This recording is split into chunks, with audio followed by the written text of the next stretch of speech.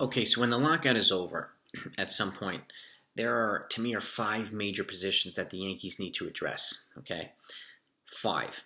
Okay, and I'm going to go through them. First base, shortstop, catcher, center field, and starting pitching. And obvious.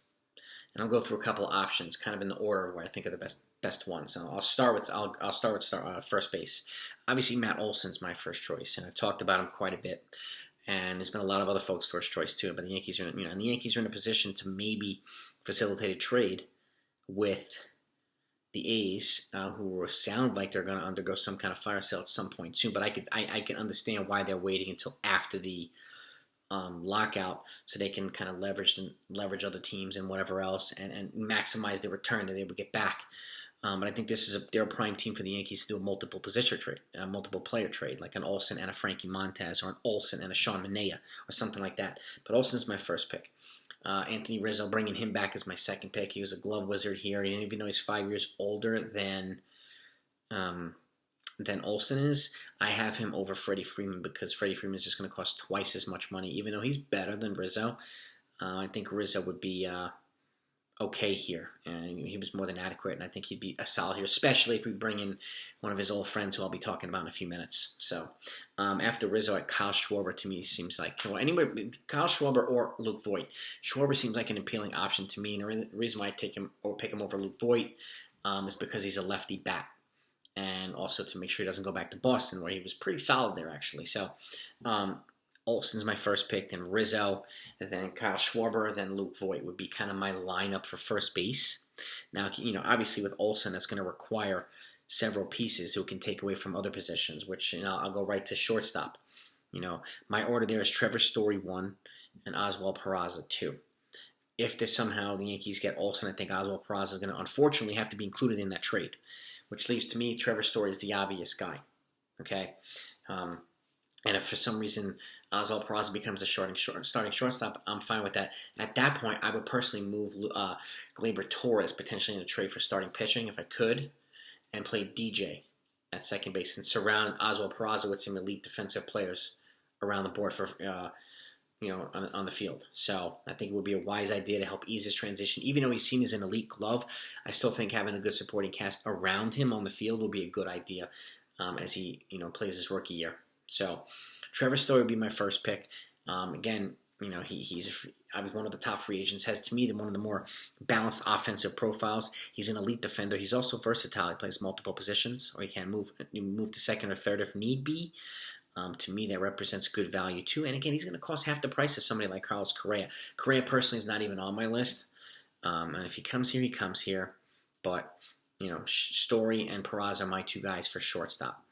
Moving over to catcher, we obviously have Gary Sanchez here, but I think if the Yankees make a move for a certain catcher here or there, I think it would make it easier for them to move Sanchez, maybe in a trade to a National League team that has a DH. Potentially packaging him in a trade to the Miami Marlins or something like that, or another team who might find him useful as a DH. I think he'll be much better as a DH than he would a catcher. Okay, so Carson Kelly would be my first pick. He's a catcher from the Arizona Diamondbacks. And again, if you could facilitate a multiple player trade with him and somebody else, I think it would be a good idea. And I think he'd probably be gettable. So, and I don't necessarily mean him and Ketel Marte. I mean him and another player, who I'll mention in a minute too. But he, to me, is a young, controllable catcher, and I think he would be a good fit here in the Yankees. And the Yankees need a catcher who pitchers actually want to throw to, and who's a better overall consistent defender as well. Second would be with Sean Murphy. He's kind of my fantasy pick. I would have him first, but I don't think he's as gettable as Carson Kelly would be. So he's obviously from the Oakland A's. He's got 4 years of control. He would be an absolute steal and an absolute great building block, as would Matt Olson, but I don't think the A's are going to move him yet. So I think they're going to wind up keeping him for a couple years and then moving him later on. And then lastly, maybe Wilson Contreras is probably the most gettable of the three in a trade. With the Cubs, he's got the same kind of free agency profile as a Gary Sanchez. They're similar players, but I think Contreras is a little bit of a better defender and a little bit more consistent game caller. So, again, it would be better for the starting pitchers and the relief pitchers there. So, and again, allowing them to move Gary Sanchez at some point, should they want to do that. Okay, so those are my three guys. And then transitioning to center field, to me, Seiya Suzuki at this point is probably the best fit with Starling Marte off the board. Seiya Suzuki is a controllable, he would be an affordable, going into his 27th season. Doesn't look like he's going to cost a lot of money. He's one of the superstars from Japan who looks like he's going to transition nicely into the major leagues. And I think it would be a good fit with his offensive and defensive profile. And I actually just did a video on him. Take a look in the description down below so you can go over the video and take a look and see what I talked about. I kind of gone over a lot of his stats and his intangibles and stuff. I think you'll find it interesting. And I got 2 more guys. Oh, by the way, hit that subscribe button if you haven't yet, and hit that notification. So if you like good content like this, all through the lockout, you're going to get a whole bunch of it. Okay? So moving on from Suzuki, Bryan Reynolds, obviously I've been talking about him for months. He's kind of my fantasy get, but he's going to cost the farm. He really will. And rightfully so. He's going to cost somebody's farm. So if he gets moved, you expect to say goodbye to probably Jason Dominguez and a bunch of other folks. Suzuki's just going to cost cash coming over from Japan. Posting fee and cash. No prospects. So, and they're pretty much the same age of a similar skill set, even though Bryan Reynolds is a little bit further along and being a superstar in the major leagues. I still go at Suzuki at this point. And lastly, Aaron Hicks, obviously, because he's already here. And if he shows to be healthy and, versatile, he looked pretty solid in the first couple of games in Arizona in winter ball. So if he stays, I hope he plays well. He's on an affordable contract, $10 million per for the next 4 years. But if he shows to be healthy and plays productive, then he'll be a great value for a team that wants a center fielder. So I think it would be a good fit. But he'd be my third guy since he's already here. And starting pitching, we talked about it a little bit, but Luis Castillo would be a guy to get. Garrett Cole needs a co-ace, right?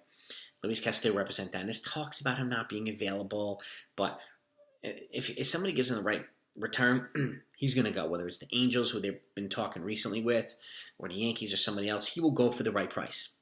And again, he would be able to close the gap from Cole to the rest of that starting rotation, which I think is important. Second would be Zach Gallen. Remember I talked about pairing Carson Kelly from Arizona with somebody?